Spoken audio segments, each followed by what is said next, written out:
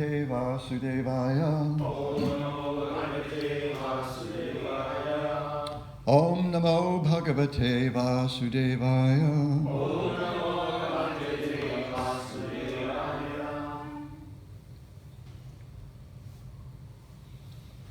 So today we'll take a look at Srimad Bhagavatam, Canto 3, Chapter 18, texts 2, 3, and 4.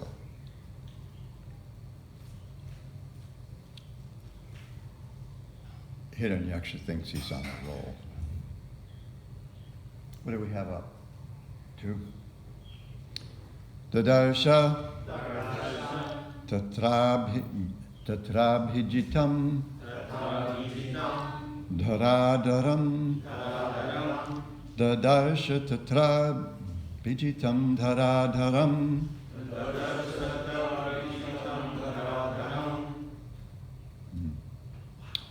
Praniyamannavanim Agradangstraya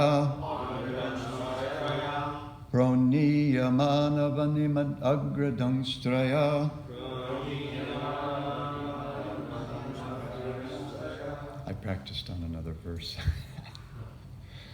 Mushnantam Akshna Svarucho Runashriya Mushnantam Akshna Svarucho Runashriya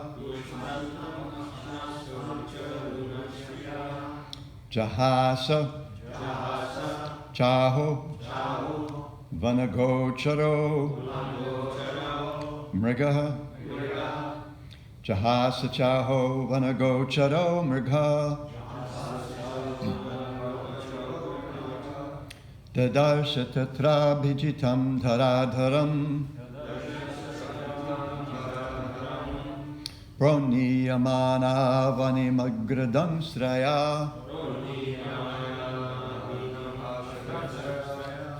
Mushnantamakshna Svaruchoruna Shriya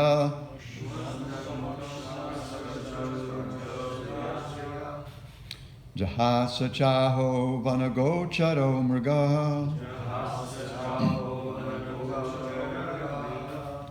Dadarsha Tatrabhijitam Dharadharam Praniyamana Vanimagradam Straya Mushnantamakshna Svaruchoruna Shriya Jahasa Chaho Vanagocharo Mriga. Others, please.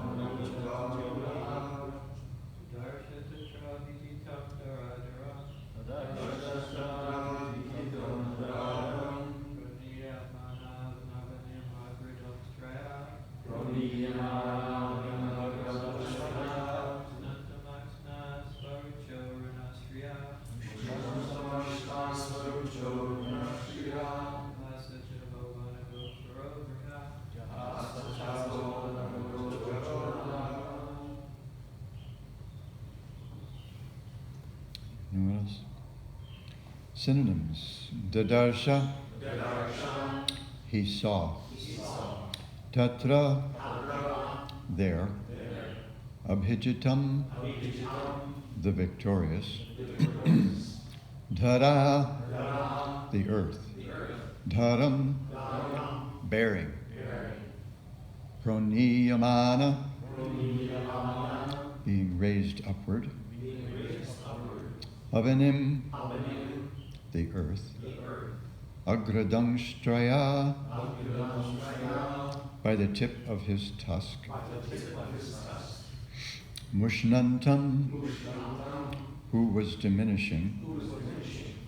Akshna, with his eyes. Svaruchaha, Hiranyaksha's own splendor. Aruna, reddish. Shriya, radiant. Jahasa, he laughed. Cha, and. Aho, oh. Vanagochara, amphibious. Mrigaha, beast. Translation and purport by His Divine Grace A.C. Bhaktivedanta Swami Prabhupada. He saw there the all-powerful personality of Godhead in his boar incarnation, bearing the earth upward on the ends of his tusks and robbing him of his splendor with his reddish eyes. The demon laughed. Oh, an amphibious beast. Anybody who's heard the tapes probably hears that in a different voice. Responsively, please. He saw there the all-powerful personality of Godhead in his boar incarnation, bearing the earth upward on the ends of his tusks and robbing him of his splendor with his reddish eyes. The demon laughed. Oh, an amphibious beast. Purport. In a previous chapter, we have discussed the incarnation of the Supreme Personality of Godhead as Varaha, the boar. While Varaha, with his tusks, engaged in uplifting the submerged earth from the depths of the waters, this great demon Hiranyaksha met him and challenged him, calling him a beast. Demons cannot understand the incarnations of the Lord. They think that his incarnations as a fish or boar or tortoise are big beasts only. They misunderstand the body of the Supreme Personality of Godhead, even in his human form, and they deride his descent. In the Chaitanya Sampradaya, there is sometimes a demoniac misconception about the descent of Nityananda Prabhu. Nityananda Prabhu's body is spiritual, but demoniac persons consider the body of the Supreme Personality to be material, just like ours. Avajananti mam mudha. Persons who have no intelligence deride the transcendental form of the Lord as material. Text 3. Ahainam ehyadgyamahim vimunchano rasaukasam vishva shrajaya marpita nasvastiyas yasya anaya mamekshataha suradhamasadita sukarakrite. The demon addressed the Lord. O best of the demigods, dressed in the form of a boar, just hear me. This earth is entrusted to us, the inhabitants of the lower regions, and you cannot take it from my presence and not be hurt by me. Srila Prabhupada's purport. Sridhar Swami, commenting on this verse, states that although the demon wanted to deride the personality of Godhead in the form of a boar, actually he worshipped him in several words. For example, he addressed him as Vanagochara, which means one who is a resident of the forest. But another meaning of Vanagochara means is one who lies on the water. Vishnu lies on the water so the Supreme Personality of Godhead can be properly addressed in this way. The demon also addressed him as Mrigaha, indicating unintentionally that the Supreme Personality of Godhead is sought after by great sages, saintly persons, and transcendentalists. He also addressed him as Agya. Sridhar Swami says that Gya means knowledge, and there is no knowledge which is unknown to the Supreme Personality of Godhead. Indirectly, therefore, the demon said that Vishnu knows everything. The demon addressed him as Suradhama. Sura means the demigods, and Adhama means the Lord of all there is. He is the Lord of all the demigods. Therefore, he is the best of all demigods, or God. When the demon used the phrase, "in my presence," the implied meaning was, in spite of my presence, you are completely able to take away the earth. Naswasti yasyasi. Unless you kindly take this earth from our custody, there can be no good fortune for us. And then text 4. Twang nasapatnair abhavaya kim prato yomaya yahantya suran parokshajit. Tram yogamaya balam alpapaurusham angstapya mudha pramrajay suhritchuchaha.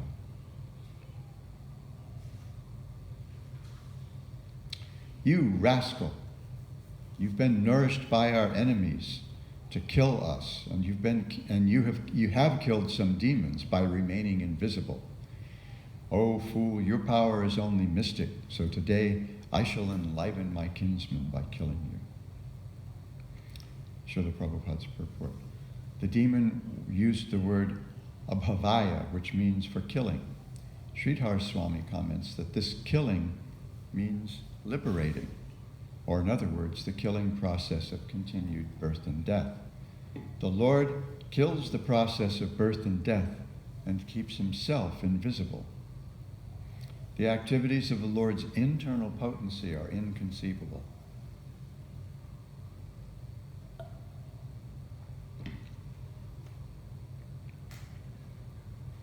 But by a slight exhibition of this potency, the Lord, by his grace, can deliver one from nescience. Shuchaha means miseries. The miseries of material existence can be extinguished by the Lord by his potential energy of internal yogamaya.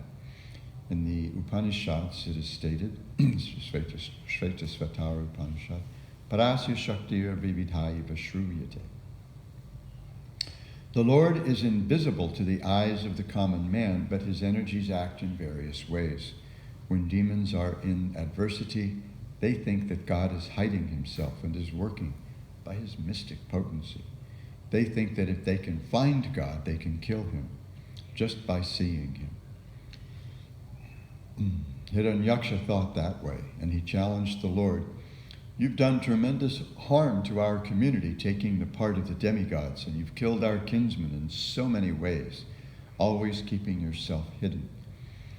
Now I see you face to face, and I am going to let you go. I shall kill you and save my kinsmen from your mystic misdeeds. Not only are the demons always anxious to kill God with words and philosophy, but they think that if one is materially powerful, he can kill God with materially fatal weapons. Demons like Kamsa, Ravana, Hiranyakashipu thought themselves powerful enough to kill even God. Demons cannot understand that God, by his multifarious potencies, can work so wonderfully that he can be present everywhere and still remain in his eternal abode, Goloka Vrindavan. Om Ajnana Timirandhasya Jnananjana Shalakaya Chakshurun Militam Jena Tasmai Shri Gurave Namaha. Mukhaṁ karoti vachalam pangum langhayate girim jatkripa tamaham vande Shri Gurum Dinataram. Shri Chaitanya Manobhishtam Sthapitam Yena Bhutale Svayam Rupakadamayam Jadati Swapadantikam Pancha Kalpatarubhyascha Kripa Sindhovya Evacha Patitanam Pavanebhyo Vaishnavebhyo Namo.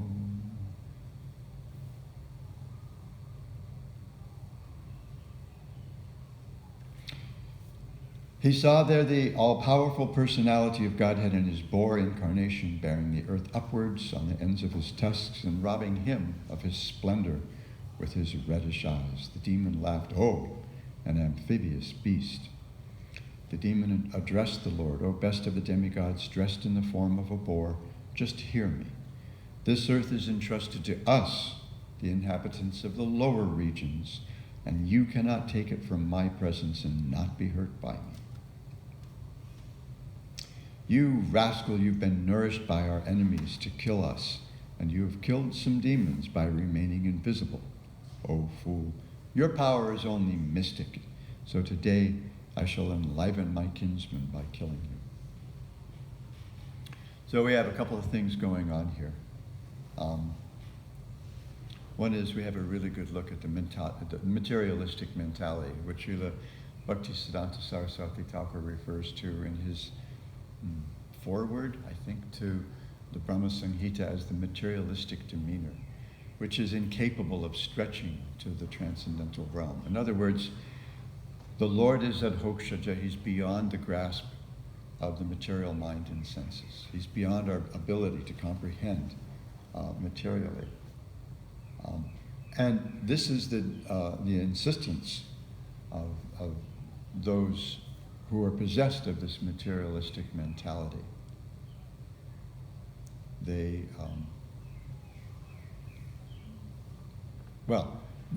they say frankly, as I mentioned before, I had a philosophy exam where the only question was, explain the philosophy of materialism and explain and justify the philosophy of materialism.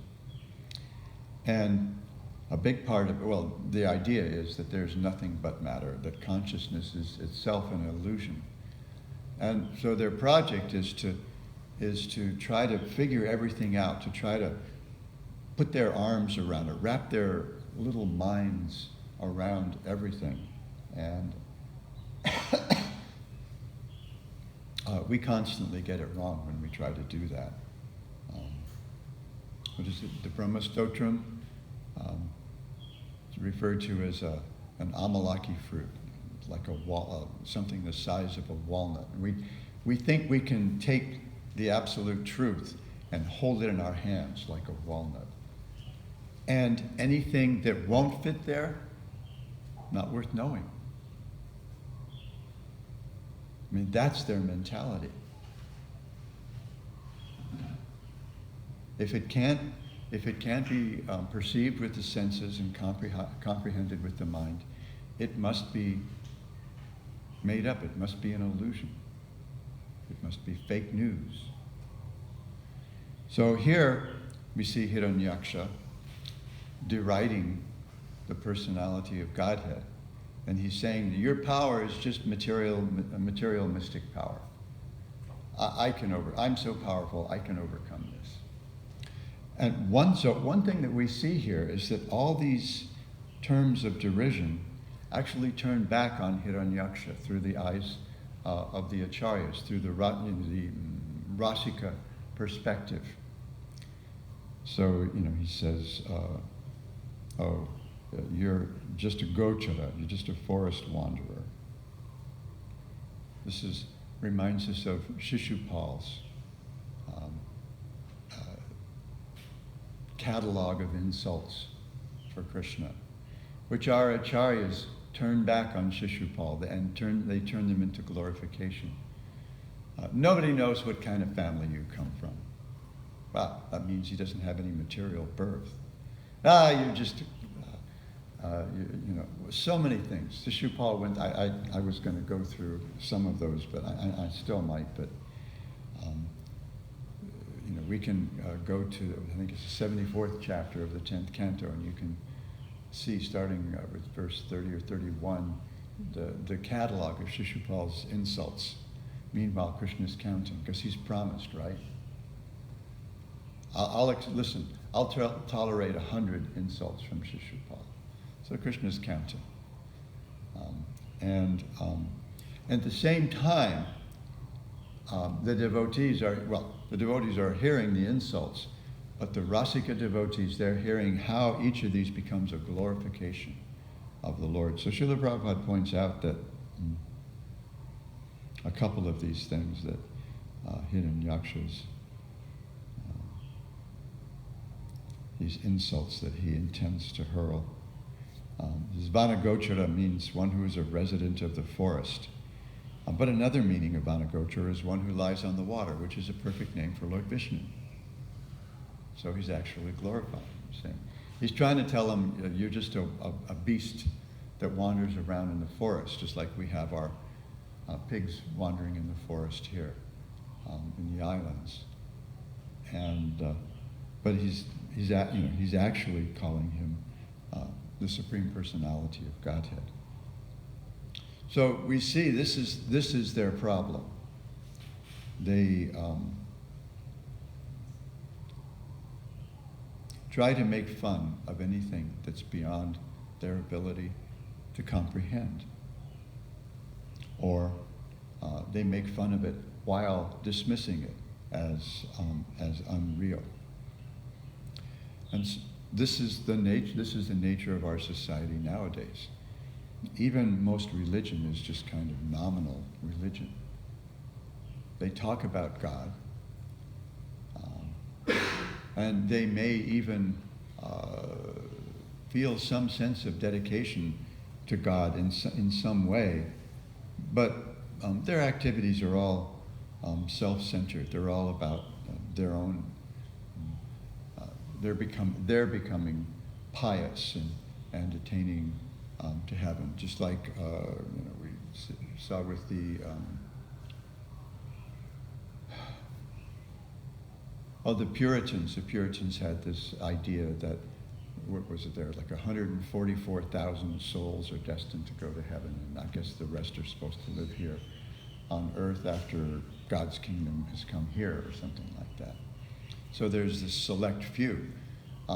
But somehow or other out of that, everybody wants to try to ensure that they're among that 144,000. So they engage in all these things that they think are going to purify them. And they have this idea of God as an angry, punishing father. And we have whole political philosophies that kind of grow out of this. These strongman leader ideologies that we see taking root around the world again. And so we see the rise of dictatorships around the world in countries we wouldn't have suspected of maybe a couple decades ago. So this is what what they want to do. But the Bhagavatam comes as a corrective. I was going to read a little bit from the verse that Srila Prabhupada, the Gita verse that Srila Prabhupada refers to. This is the 9th chapter of the Gita, the 11th verse. Avajananti mamuta manushim tanamashritam param bhavam ajananto mamabhuta maheshwaram. He says, only fools, because he's been explaining the transcendental nature of his activities, transcendental nature of his appearance, whether it's as a boar, as a fish, as a turtle, whatever, however he appears. And they even make fun of his human or human-like appearances, right? And and out of this grows the Mayavadian philosophy. This means the doctrine of Maya. Mayavada means the doctrine of Maya. And that is just what Hiranyaksha is saying here, that the absolutes taking a form happens by the influence of the external energy, happens by the influence of the material energy, because that's really all there is that we can know. So Krishna offers a corrective back in the 4th chapter. He says, Janma karma cha me divyam evam yo veti tattvataha tyaktva deham punar janma mamiti naiti sorjana. So that if somebody actually understands the transcendental nature of my appearance and my activities, They never have to take birth in this material world again, but instead they come directly to me. So the Bhagavatam is here to offer a corrective to this vision that we see in Hiranyaksha and later in Hiranyakashipu. So I just wanted to share a little bit of Srila Prabhupada's perspective on that. So this is from his preface to Srimad Bhagavatam. I'm just going to read the first two paragraphs. I think they're particularly relevant here. Excuse me.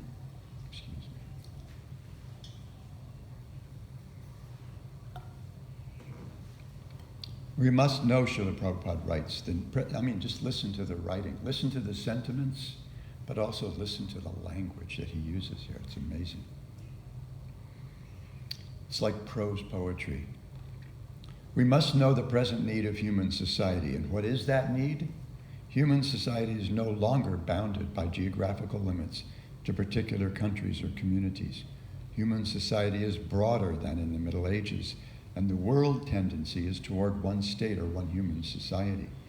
The ideals of spiritual communism, according to Srimad Bhagavatam, are based more or less on the oneness of the entire human society, nay, of the entire energy of the living beings. This need is felt by great thinkers to make this a successful ideology. Srimad Bhagavatam will fill this need in human society. It begins, therefore, with an aphorism of Vedanta philosophy, Janmadyasya yataha, to establish the ideal of a common cause. Janmadyasya yataha. What we're talking about now is he from whom everything comes, and in whom everything rests, and by whom everything is destroyed.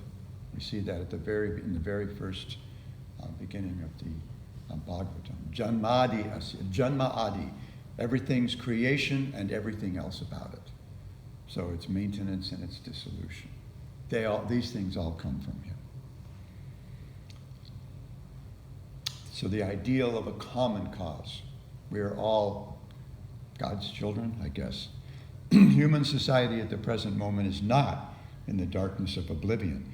It has made rapid progress in the fields of material comforts, education, and economic development throughout the entire world. But there is a pinprick somewhere in the social body at large, and therefore there are large-scale quarrels, even over less important issues. There is need of a clue as to how humanity can become one in peace, friendship, and prosperity with a common cause. Srimad Bhagavatam will fill this need, for it is a cultural presentation for the re-spiritualization of the entire human society. So this is the project of the Srimad Bhagavatam. And this is the project of the Krishna consciousness movement. Srila Prabhupada, when Srila Prabhupada established his League of Devotees in Jhansi, and then again, some years later, his International Society for Krishna Consciousness in New York City, he laid out 7 purposes. Now, these are legal documents, but if we see these 7 purposes, this is fully spiritual. This is exactly the project of the Srimad Bhagavatam, to systematically propagate spiritual knowledge in society at large and to educate all people in the techniques of spiritual life in order to check the imbalance of values and to achieve real unity and peace in the world.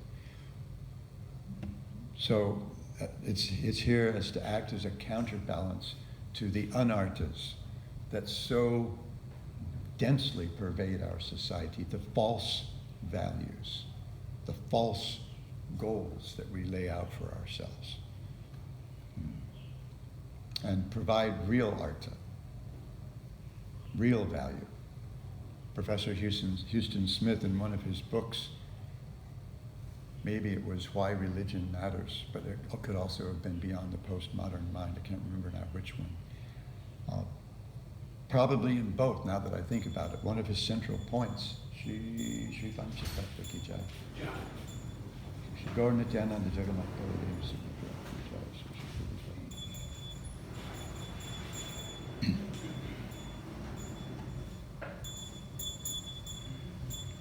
Perhaps one of the themes of both books is that the reason religion matters is because it provides real values to human society. And the materialistic mentality completely loses that. There are no real values. Everything's relative. Nothing really matters. Second, to propagate a consciousness of Krishna, God, as it is revealed in the great scriptures of India, Bhagavad Gita and Srimad Bhagavatam. Third, to bring the members of the society together with each other and nearer to Krishna, the prime entity, thus developing the idea within the members and humanity at large that each soul is part and parcel of the quality of Godhead Krishna. So here we see part and parcel used in its adjective sense, meaning that we are made of the same substance as God. To teach and encourage the Sankirtan movement, congregational chanting of the holy name of God as revealed in the teachings of Lord Sri Chaitanya Mahaprabhu. Jayadvaita Swami shared with us the other day the wonderful verse of Srinath Chakravarti Thakur summarizing Sri Chaitanya Mahaprabhu's teachings in 4 or 5 points. To erect for the members in society at large a holy place of transcendental pastimes dedicated to the personality of Krishna. To bring the members closer together for the purpose of teaching a simpler, more natural way of life, and with a view toward achieving the aforementioned purposes, to publish and distribute periodicals, magazines, books, and other writings. So, as Srila Prabhupada says in his purport to the second verse of the Bhagavatam, the transcendental devotees of the Lord not only aren't in competition with everyone else for enjoying the resources of material nature, but instead they strive to create a competition-less society with God at the center. And so this is the purpose of our Krishna consciousness movement. And each of us is meant to become person Bhagavats, right? We see in the Shastras reference to 2 kinds of Bhagavat, the person Bhagavat and the book Bhagavat. Now, we're trying to take the book Bhagavat everywhere, but if we become person Bhagavats, just like that Rumi poem that I like to share sometime, ask the rose, ask the Quran about the meaning of the Quran, or that person who has dedicated his or her life to the meaning of the Quran, just like the essential oil of a rose.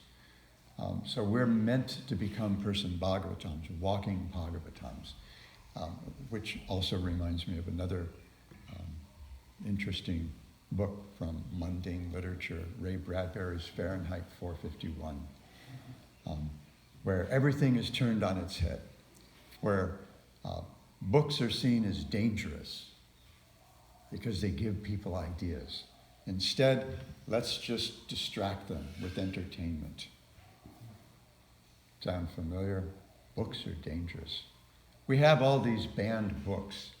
I used to, every year when Banned Books Week would come, something sponsored by the American Library Association, and the bookstores of the campuses where I taught, they would sell these T-shirts that would say, "I read banned books," and on the back would be a list of a bunch of banned books. And every year I would buy one of those T-shirts because I just wanted to make sure I always had a banned books T-shirt to show off. Books are dangerous in the society in Bradbury's novel. So therefore the firemen, their business is to find where people have caches of books and destroy them with, like, what do you call them? Flamethrowers, there you go. So that the protagonist is this guy Montag,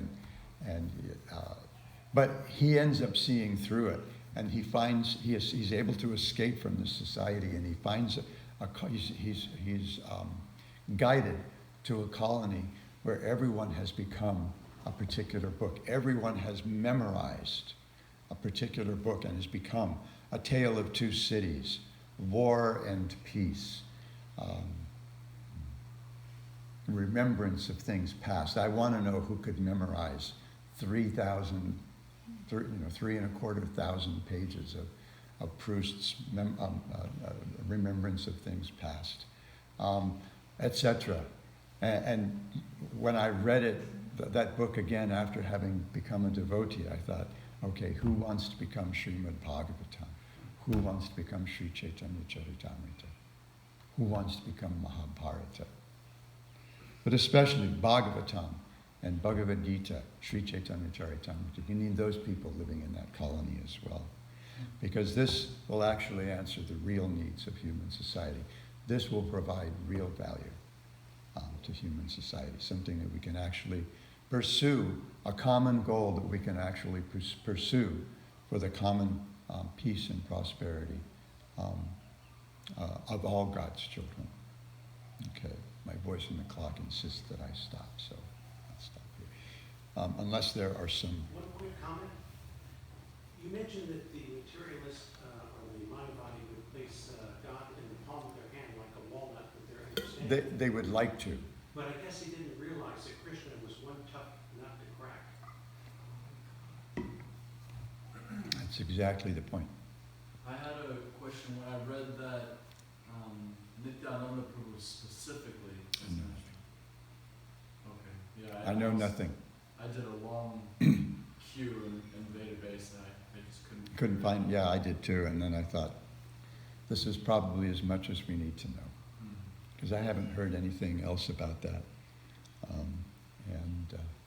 Yeah, it was quite, it's intriguing and puzzling, baffling. And the way he puts it, like in parts of the Chaitanya Sampradaya, he doesn't even refer to them as offshoots, like Sahajya. And there's no other place for Chaitanya Sampradaya either as a phrase. That's like the only place that's mentioned also. Yeah. Yeah, so it was puzzling to me too. Jai Gopal. I'm trying to put this story together, and I don't know where I heard somewhere where the word Hiranyaksha means like a demon who's after gold or something. Is that what it means? And he was like mining gold out of the earth, and that's how the earth fell into the ocean again. Aksha means eyes, Hiranya means gold. So he's always on the lookout for gold, I guess. Right, so he was mining gold out of the earth, and the earth fell into the ocean, and Lord Bor is coming to pick the earth out of the ocean, just as Hiranyaksha is going to Lord Varuna to fight with him. And Varuna must know that Lord Bor is in the ocean, picking up the earth at the time, and go fight. No, Narada Muni. Narada points. Narada points to who? Points Hiranyaksha in the direction of... Oh. Narada Muni, our favorite provocateur, our favorite troublemaker. Oh, I didn't notice him in this story. Okay. Vishwanath, in one of today's purports, Srila Prabhupada follows Vishwanath Chakravarti Thakur in pointing. Oh, Prabhupada says, we've read a little bit about Hiranyaksha's encounter with Varaha in previous chapters. Vishwanath Chakravarti Thakur points out, we heard about it before, but in not so much detail. Now we're going to hear about it in more detail. So if we keep coming, we'll hear about it in greater detail. We didn't get through that. Okay. And it'll help us sort the story out. Yeah. But yeah, you wanted to exploit the resources of material nature and not do it in a balanced way, right? Not too green, the dude, right? So he created a universal catastrophe, at least a worldwide catastrophe, but a universal catastrophe, because the earth was where it was not supposed to be. It's kind of funny how later in the Bhagavatam, Lord Vishnu hides in Hiranyakashipu's nostril when he's looking for Lord Vishnu to fight him. And also Lord Varaha is born out of Lord Brahma's nostril. That's kind of coincidence. Can't say Krishna is not a character. Not an ordinary boar. Nope. Anything else? You mentioned slightly about how the science understand things because they only gauge things based on empirical understanding. If anything doesn't fit within the empirical understanding, it just doesn't exist. So, I was wondering, they're limited in their thinking in the sense that they can't admit there's something beyond their own rationale. But if you flip back the other side of it, sometimes you find, is there a danger sometimes in religious thinking that empirical science is rejected in the name of belief, without the belief being proved to exist? For example, oftentimes Jehovah's Witnesses, they reject blood transfusions, even though it's proven that blood transfusions can save a person's life. Or even within Hinduism, you'll find that there's a misunderstanding of the Ashram system, right? They say it's by birth, but it's actually by one's quality. So what I'm saying is that, is there a danger in rejecting empirical evidence that's been proven to be true?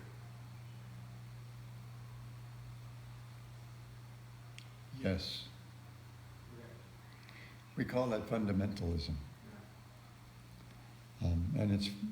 And it's fundamentalist religions, whether they're Christian,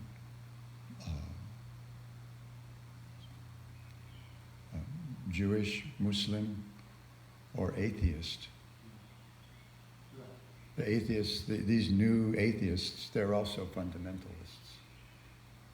They're just as fanatical and just as closed-minded as, your corner Bible thumper. They're so closed-minded. But yeah, there's certainly a danger in denying what's obvious. Oh, there's no climate crisis?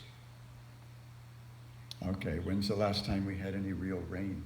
And we're a little ways back in the valley. Our grass should be, it's only March, our grass should be greened up every once in a while. Not happening. Go to California, go to Australia. The world's on fire. And other parts of the world are about to disappear.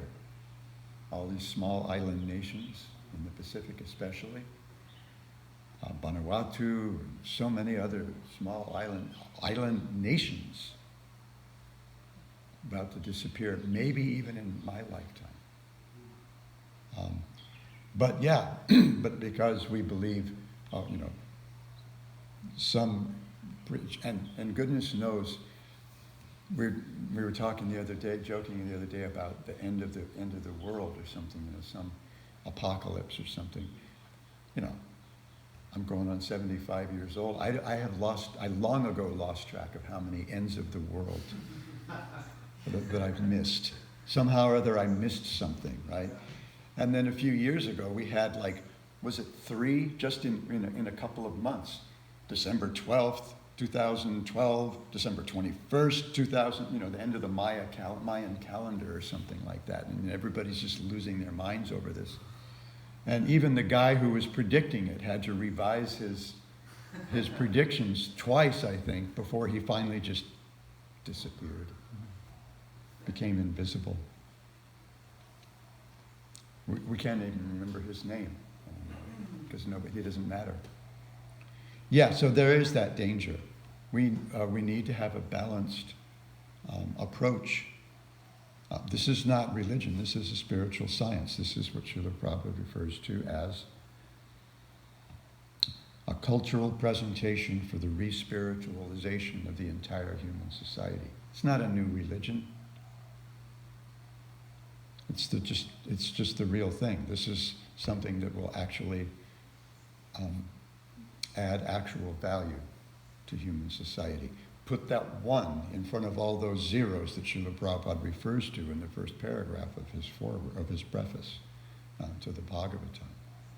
We have all these things. He concedes that, right? It's not that we're living in the dark ages and we don't understand anything and we can't figure out how people get the plague or anything like that. We can figure these things out. We can understand something about these things and we can address them to some extent.